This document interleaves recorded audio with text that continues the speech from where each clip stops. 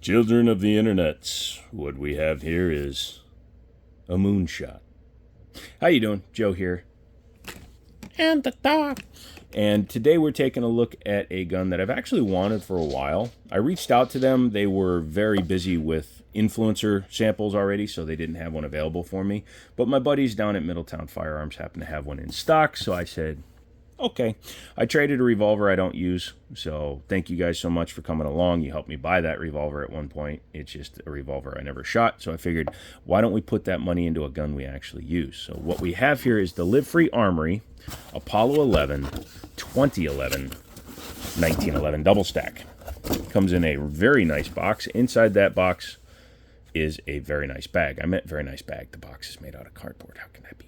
Anyway, but it comes with a very nice range bag, as you can see. Live Free Armory, reliability guaranteed. Awesome, all that cool stuff. Has multiple pouches. You can use this as your gun bag, man. It's got enough room for plenty of guns, especially if you're like me and you just chuck them in, you know.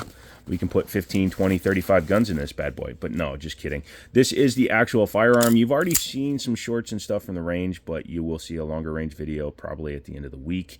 This is a 4.25 inch 9mm double stack 1911. Screw you, staccato. I'm calling them 2011s. And it is a pretty solid gun. Inside the bag, you get a little bit of lube, a gun lock, and a thank you for your purchase. So it's an American company based out of Melbourne, Florida, which is awesome. Thank you very much for producing them here. Even pre-tariffs, they were producing this and the Live Free Armory Glock clone that they made. And pretty interesting, and we are not going to talk about Glocks. I'm a 2011, 1911 guy, and this gun fits all my requirements. Yes, I do have the new Nightcore NPL 35 light on it. It's kind of Streamlight, X300 size, shape, all that good stuff, so it'll be comfortable to a lot of shooters. I need to try it with a couple of light retention holsters, but they sent me this. I forgot they were even sending it to me. Thank you guys so much for sending it on, and I'm going to be taking a look at it. It's really cool. It uses rechargeable batteries, and it uses Type-C to recharge. Very nice, very cool. I'm glad they've stepped over to that instead of a proprietary charger. Many of their old lights were proprietary. Check them out. I'll link them down in the description. Very cool light, and let's face it, Harbor Freight got in a lot of trouble for their X300 clone, or TLR clone. So check out Nightcore. They've been doing lights for a long time. I've been using their lights for a long time, and it matches perfectly to the gun. So, match made in heaven. So this is a 9mm chambered double stack 1911. 2011. We're calling them 2011s from this point on. And I really like this platform. It solves the biggest issue that all you youngsters out there always complain about. Why don't you run a Glock? This is a Ruger RXM, but it's a Glock compatible gun. Why don't you run a Glock, man? It's got that capacity and it's lightweight. Well, I put a metal frame on mine, so go suck an egg. But this one solves that issue by using Checkmate mags. You can see this one's marked T-Sauce. I've got about 20 of these from different guns that I have, and they're all interchangeable. Checkmate is the manufacturer of them all, so yeah, fits perfectly, works perfectly. That's out of my BR9. You should go check out that video. No, this is out of my Night Stalker. You should go check out that. Shit, I don't know which gun this is out of. Based on that script, I actually think this is out of my Night Stalker. Go check out that video. It started my relationship with T-Sauce and SDS. But yes, even the 20-rounder extendos fit. Very nice. And the Checkmate puts their own name on the mags that they market as their own. But yeah, very cool. Very nice fit and finish, except for a couple small wiggles and niggles and things that I have already had to work on, and we'll talk about those throughout the video. These come in at about $1,000, which is super solid for a double stack 1911. It's also super solid for one that's built here in the United States. That is a very important distinction. Yes, the Turkish stuff, the Gerson, the T-Sauce, and I think there's a couple other companies, their stuff is solid as hell. Absolutely, not a question about it. But the reason that they're able to do them a little bit cheaper is because they don't have the ridiculous high insurance and taxes and things that have to be paid for employees and work that we have here in the United States. That's why the workforce is over there. There's nothing wrong with it.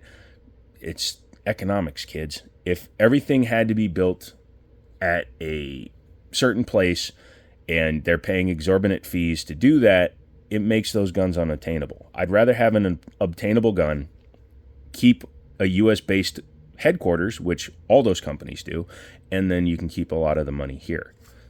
In fact, the owner of Gerson is an American. So, just saying. Here we go. I was going to say fit and finished, but finished in a black, I'd say it's a Cerakote, might be Parkerized. I'm pretty sure it's more of a Cerakote. I had the rear plate off because I was testing different optics on it, so if you hear it rattle, that's me, not the gun. I did drop it already because I'm extremely disabled and I drop shit. That's on me. When the DWX scratched because I set it down next to another gun, that is on the fault of the manufacturer. But when I drop a gun on gravel upside down, that's my fault. Other than that, there's no flaws to the body. I really like the cuts in it. Every cut except for this cut. I am not a fan of a bisecting cut through a slide. I know they did that to give it a visual lowering because 1911s have a higher bore axis than, say, a Glock pattern gun. You know, when you look at the trigger to trigger, the bore is lower on a Glock pattern gun. But this is, and I would say this on a sponsored video, this is sloppy design to take away from the height look of it, but it's not that tall looking. If these were just continuous and this was not there, I would be 100% behind that. It looks fine on black, but in a stainless, it's extremely noticeable, especially how deep it is. And it's not usable for anything. It doesn't channel water away because it's not a tire. It doesn't aid in gripping the gun. So all it does is it visually breaks up the gun, and it doesn't need it. Just a nice little Apollo script on the side. Nothing too crazy there. It's fine. I don't like billboard cutouts, but at least it's in body color and laser cut into the slide. Has extended slide lock, slide release on there, which is good because it's a double stack 1911. It needs that. The ambidextrous safeties, seems like this side is a little bit bigger than this side. You can see how much it sticks out in comparison to the other side, so that's good. Right-handed shooters will definitely take advantage of that. Left-handed shooters, you can still hit the safety pretty easy. When I shoot left-handed, just as a note, I actually come over the top when I'm taking my safeties on. So I shoot lefty and then I just come over the top and lock it into safe. That's just personal. The beaver tail is one of the bigger flaws in this firearm in that, hang on one second. This is my TSOS BR9 Gen 2 double stack. This is, again, a 2011. It just, you know, screw you, staccato. But this gun, show it clear, uses the same mags. That's why I think this one's actually from the Night Stalker. The font is slightly different, or is it? I don't know. Anyway, show that it's clear. There we go. And show you the beaver tail on the TSOS. Now, this is a gun that's under $1,000. It's extremely quality, steel frame, and we'll get back to why even at a cheaper price this might be a superior firearm. You can see this memory notch here is extremely extended, so when I get my hands in a shooting grip, you can see how badly my fingers wrap around the lower part of the grip on a double stack gun. That's because I have the boxer's break in my hand. You can see right there. These two bones broke when I was 19. I tried to set it myself, and it didn't work. Even after I went to the hospital and they reset my hand, it wound up breaking again. So these fingers are shorter than they should be. You can see the difference right there. You see how these fingers are normal, and you see how those fingers are fukied. You'll never unsee that, by the way, when you look at my hands. So, yeah. You can see how much shorter my ring and my pinky, and I can't even really close those as well as I can on this hand. But yeah, you'll never unsee that shit. But yeah, it affects my grip. So when I'm holding a gun, if I have my full grip on it, it can pull, like when I'm shooting, it can pull me away a little bit because my hand can't wrap around back as far as it should to get a full grip on it. Apollo decided on a race-style gun to go with a minimalist beaver tail. You can see the difference right there. That's a massive difference in distance. And that being said, when I put the gun into my grip, so I do a modified, almost a C grip, kind of copies PewView because it's an amazing grip for shooting fast. But when I go into that grip, I literally can't pull the trigger because it pulls my hand off the pad. Now, that it could be just me. It could be a very individual problem, but it is a problem for me. So I have to adjust, pull my hand lower, and then I can activate it. At the range, you'll see in the range video I did, I had probably a half a dozen failure to fires because I couldn't get the right grip on it. Since I'm never going to carry this gun, and TLDR, I won't, that isn't an issue as much, but what I will be doing is I'm changing the frame, so I will be changing the beaver tail. I may even just pin the beaver tail. But I also kind of want an upswept beaver tail versus a flat one. I just think the upswept looks better. So, to the frame, which is my next area of contention. 3D printed. Extremely 3D printed. Nothing wrong with 3D printing on a gun like this because the mid-frame absorbs all of the pressure that isn't held in by the breech. So these two pieces are what contain all the pressure. This is literally just something to hang on to. Without this, this gun will fire if you could keep the trigger in the gun. So it's not as important as you would think. It just needs to retain the rear mainspring. And it does that fine because, again, it's 12 to 19 pounds of pressure. It's not under that much tension. So, yeah, I like the fish scale. I'm going to have my buddy stipple my new frames in that style so it looks very similar. I'm also going to add a full metal back strap on here. However, this being what it is, actually it is a full length, isn't it? Yeah, it is. It's fine. I was worried that it was a commander length, so I'd have to find a custom back strap, but I intend to go with an all metal back strap. This one, it's actually aluminum, I believe, but you can see it's got 3D print lines in it as well, so I'm worried about it. So I'll probably put like a Wilson Combat backstrap and internals. I actually have a full set of springs and stuff for a 1911/2011, so I'll probably throw those in there, and we'll see how it goes. If I can improve that, it will be awesome. In fact, my buddy Drunk Mouse here on YouTube 3D printed me a frame, and I can get this stippled. I'm probably just going to put grip tape on it just to see how it shoots, how it feels in the hand, and it works with the Checkmate mags. So all I have to do is finish out the frame and probably heat treat it a little bit, or dull it out, because I don't need it to be shiny, but this will be replacing this one. Also, you can see this has a smoother backstrap angle. This one has a step down, so we'll see what that does.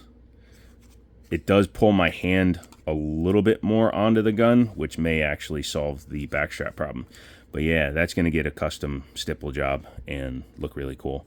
I do need to finish it. I have to cut out there. That's where the rear leaf spring sits, and finish out all of these and do custom fitting. But that's all right, because I had to tear this thing apart already once and file out the mag release buttonhole, because even you can hear it click. It's sticky. So that's after I clearanced it. So a little bit of work necessary to the gun. Trigger feel is pretty good. Clear. When you can get it to fire, it has a sub 4 pound trigger, which is what you want. It's about 3 pounds 12 ounces. Very solid. The sights are nice. It's a blacked out rear with a high vis front dot. It uses the RMSC cut so that you can retain your rear sight. They do look very Glocky though, don't they? I will be popping the Holosun EPS full size on there. Holosun sent this optic over to me, so I might as well put it on as many guns as possible. On this gun, it will direct mount. This gun is designed to also take full size RMRs, which is why there's a fill plate. It's not necessary on a direct mount, which could bring it down a little bit lower as well. So look forward to that video. The pick rail underneath here is a 4 slot, so that's good. It allows you to put differing lights of differing lengths on there, which you can't always do.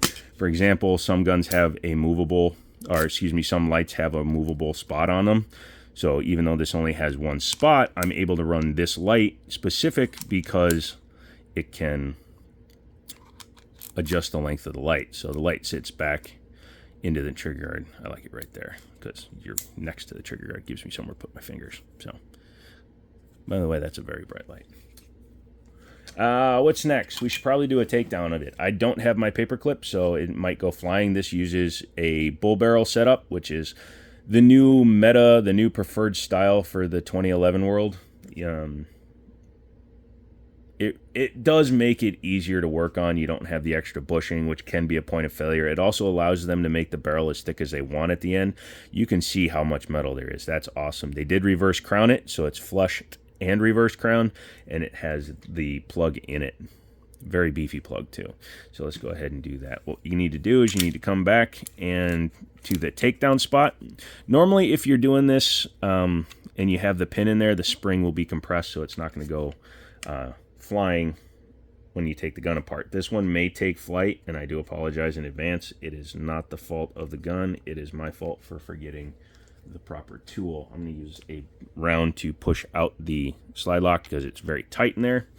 2011s with their extended size on the frame can make it difficult to get the slide lock out, but in this gun it comes right out.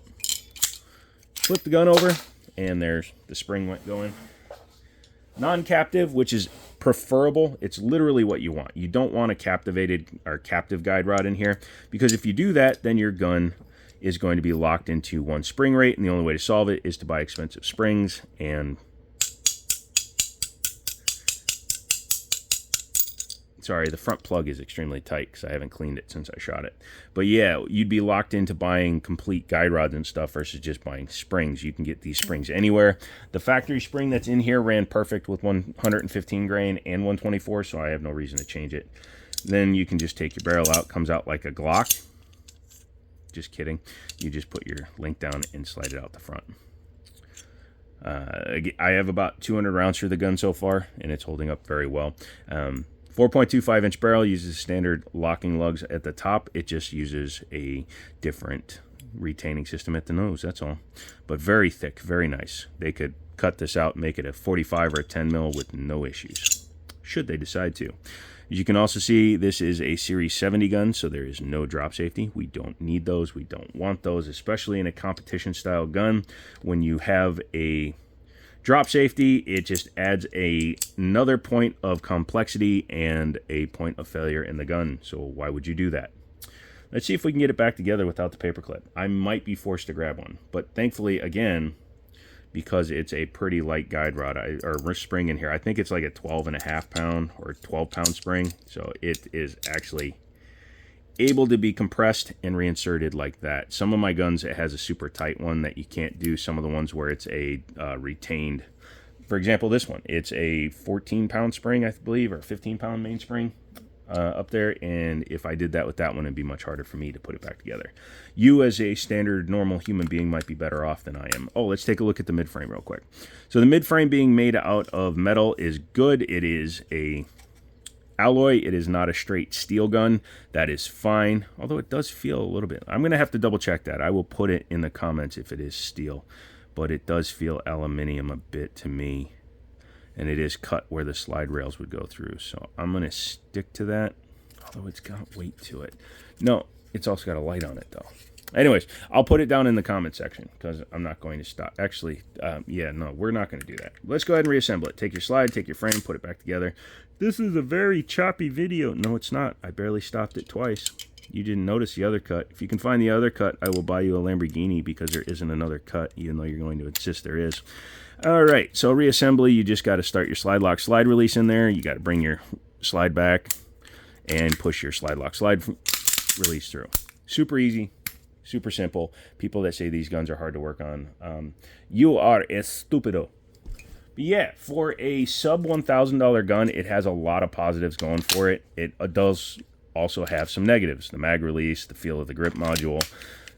These are addressable. These are parts that can be easily changed on the firearm. Because of that, I'm not going to ding it as hard.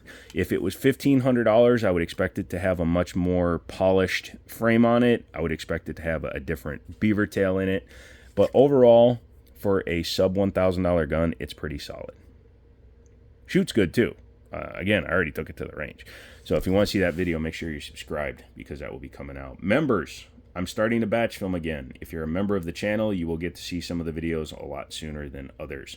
So make sure you sign up for that. I have a couple more videos to film, and they'll start popping up over the next week.